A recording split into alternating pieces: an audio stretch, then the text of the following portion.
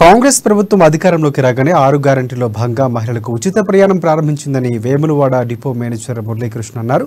మహిళలందరూ బస్సుల్లో ఉచితంగా ప్రయాణం చేయవచ్చని 10 రోజుల పాటు ఎలాంటి ఐడి ప్రూఫ్ లేకుండానే అనుమతిస్తామని పేర్కొన్నారు. తమకు ఉచిత ప్రయాణం కల్పించిన సీఎం రేవంత్ రెడ్డికి వేములవాడ రాజన్న దర్శనానికి వచ్చిన ప్రయాణికురాలు కృతజ్ఞతలు తెలిపారు.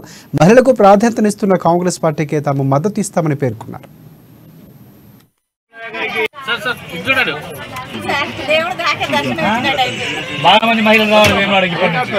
మాకు ఫ్రీ బస్ అన్న విషయం మాకు ఇంత పొద్దున్నే తెలిసింది. కాకపోతే ఇలాంటి కోరికలు మాకు చాలా ఉన్నాయి, కానీ మహిళలకు మాత్రం మంచిగా చేయాలి. ఈ రేవంత్ అన్నను మేము ఎప్పటికీ గుర్తించుకుంటాం. మళ్ళీ వచ్చే సంవత్సరం 5 సంవత్సరాల దాకా మేము గుర్తించుకొని ఆయనకు మళ్ళీ సీఎం చేస్తాము. ఇలాంటి కోరికలు చాలా ఉన్నాయి మా పిల్లలకు కానీ మాకు కానీ. ఉద్యోగాలన్నీ కల్పిస్తానన్న ఫస్ట్ అన్న దాంట్లో ఫస్ట్ ఇది ఇచ్చింది కాబట్టి మాకు చాలా సంతోషంగా ఉన్నది.